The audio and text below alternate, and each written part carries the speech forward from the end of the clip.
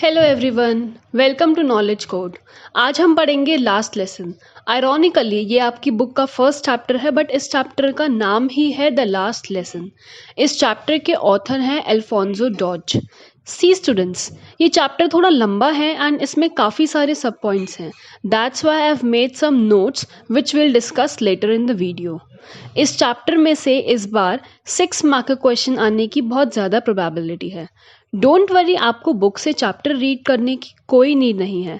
मैं आपको इस चैप्टर की बहुत ही इजी लैंग्वेज में समरी बताऊंगी, जिससे आपको पता लग जाएगा कि इस चैप्टर में है क्या, और फिर आप कोई भी क्वेश्चन इजीली अटेम्प्ट कर पाएंगे।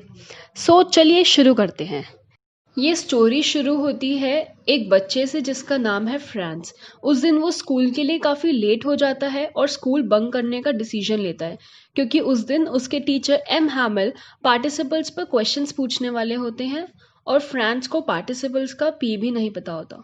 बट बाहर बहुत ज़्यादा गर्मी होती है, जिस वजह से वो वापस स्कूल जाने का ही डिसीजन लेता है और स्कूल के लिए निकल पड़ता है। रास्ते में उसे एक बुलेटिन बोर्ड के आसपास काफ़ी भीड़ नज़र आती है, जिसे देखकर वो घबरा जाता है, क्योंकि पिछले 2 सालों में उस बुलेटिन बोर्ड से फ्रांस के एल्सेस डिस्ट्रिक्ट को कोई भी गुड न्यूज़ नहीं मिली थी। फिर वो स्कूल पहुंचता है तो उसे बहुत बड़ा सरप्राइज मिलता है। हर जगह स्कूल में शांति होती है, कोई चहल पहल नहीं होती। ऐसा लगता है कि जैसे कि संडे का दिन हो। फिर वो क्लास में एंटर करता है तो एम हैमल उसे लेट आने के लिए भी नहीं डांटते और अपनी सीट पर बैठ जाने को बोल देते हैं। सडनली वो नोटिस करता है कि क्लास में बच्चों के अलावा पीछे कुछ लोग भी बैठे हुए हैं। वो गांव के कुछ बुजुर्ग लोग, पोस्टमास्टर, मेयर वगैरह थे।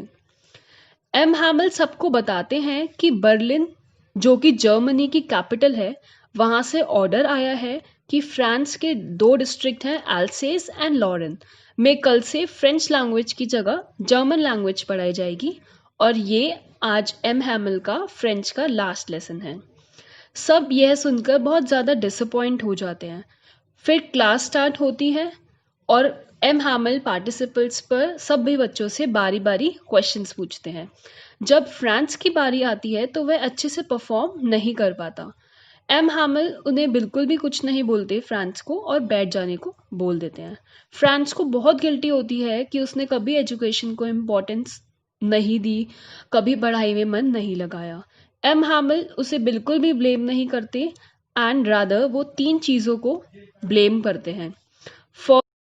फर्स्ट, एल्सेस डिस्ट्रिक्ट को, जिसने हमेशा एजुकेशन को कल पे टाला है। सेकेंडली, उस गांव के पेरेंट्स को, जिन्होंने 2-4 पैसे एक्स्ट्रा कमाने के लिए अपने बच्चों को फील्ड्स पर भेजा और कभी स्कूल जाकर पढ़ाई करने के लिए मोटिवेट नहीं करा। एंड थर्ड, वो खुद को ही ब्लेम करते हैं, क्योंकि उन्होंने कहीं ना कहीं स्टडीज़ को लाइटली लिया है। कभी वो फिशिंग करने चले जाते थे तो लेक्चर्स कैंसिल कर देते थे। कभी वो बच्चों को पौधों में पानी डालने के लिए भेज दिया करते थे। उस दिन सभी लोग बहुत ध्यान से फ्रेंच पढ़ते हैं। एम हैमल बोलते हैं कि फ्रेंच लैंग्वेज बहुत ही beautiful, clear and logical language है। फिर 12 बज जाते हैं, चर्च की बेल बज जाती है एंड क्लास को ख़त्म करने का टाइम आ जाता है। सभी लोग बहुत ज़्यादा इमोशनल हो जाते हैं। कुछ लोगों की तो आंखों से आंसू भी बह रहे होते हैं। एम हैमल अपनी चेयर से खड़े होकर कुछ बोलने की कोशिश करते हैं, बट वो इतने ज़्यादा इमोशनल, इतने ज़्यादा भावुक हो जाते हैं कि वो कुछ बोल ही नहीं पाते। वो चॉक लेते हैं एंड बोर्ड पे लिखते हैं वीवे ला फ्रांस। वीवे ला फ्रांस मतलब लॉन्ग लिव फ्रांस, फ्रांस तुम अमर रहो।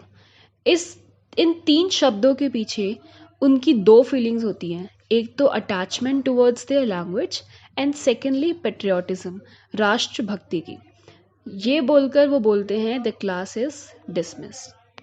तो चलिए अब कुछ नोट्स डिस्कस कर लेते हैं। फर्स्ट, फ्रांस, ये स्पीकर है इस चैप्टर का। Late for school, decides to spend the day outside for the 2 reasons। First, fear of getting scolded, and second, tempted by nature, उसका कभी मन ही नहीं होता था पढ़ाई करने का। Third, did not learn his lesson on participles, worried about the crowd near bulletin board, surprised by the changed scenario of the classroom, felt guilty for not learning French language. Sudden change in feelings for M. Hamel. M. Hamel served for 40 years. Students, ये 1 mark question आ सकता है कि M. Hamel कितने सालों से school पढ़ा रहे हैं. So the answer is 40 years. Usually a strict teacher. Notice passed by Berlin to teach only German.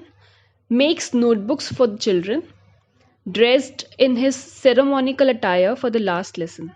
Students, ceremonial attire वो कपड़े होते हैं जो हम स्पेशल ओकेजन्स पे पहनते हैं.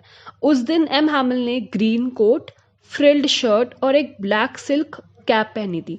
ये भी 1 मार्क का क्वेश्चन में आ सकता है कि उस दिन एम हैमल ने कैसे कपड़े पहने थे, डिस्क्राइब करो. Gets emotional in the end, has feeling of patriotism for his French language, writes Vive la France and dismisses the class. Students, अब हम डिस्कस करते हैं क्लासरूम के बारे में. Usual and changed. इस पर भी क्वेश्चन आ सकता है कि तुम्हें क्या क्या चेंजेस लगे कि यूजुअली क्लासरूम में कैसे होता था एंड उस दिन क्या चेंजेस थे. सो ग्रेट बसल. यूजुअली बहुत शोर शराबा रहता था, बच्चों के चहल पहल की आवाज़ आती थी. बट उस दिन वेरी स्टिल एंड क्वाइट, बहुत शांति थी, जैसे कि संडे का दिन हो. Second, noise of opening and closing desk.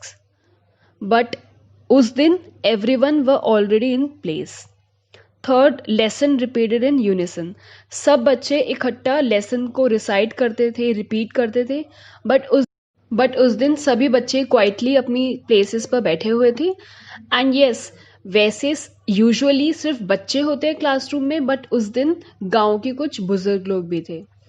Teacher striking his ruler hard.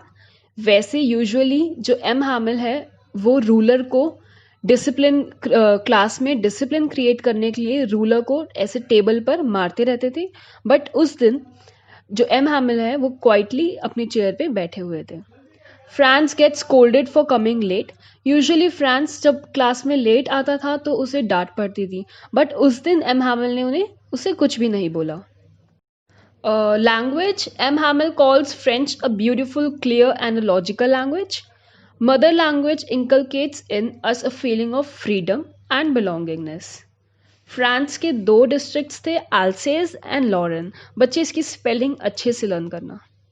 I hope आपको इस चैप्टर के बारे में अच्छे से समझ आ गया होगा. इस चैप्टर के कुछ इंपॉर्टेंट क्वेश्चन आंसर्स हैं जो आपको मेरी नेक्स्ट वीडियो यानी कि पार्ट 2 में मिल जाएंगे. Just go through it. इसके अलावा कोई भी हेल्प चाहिए हो, यू कैन मेल मी और ask in the comment section. All the best guys for your exams and see you in the next video. Bye bye.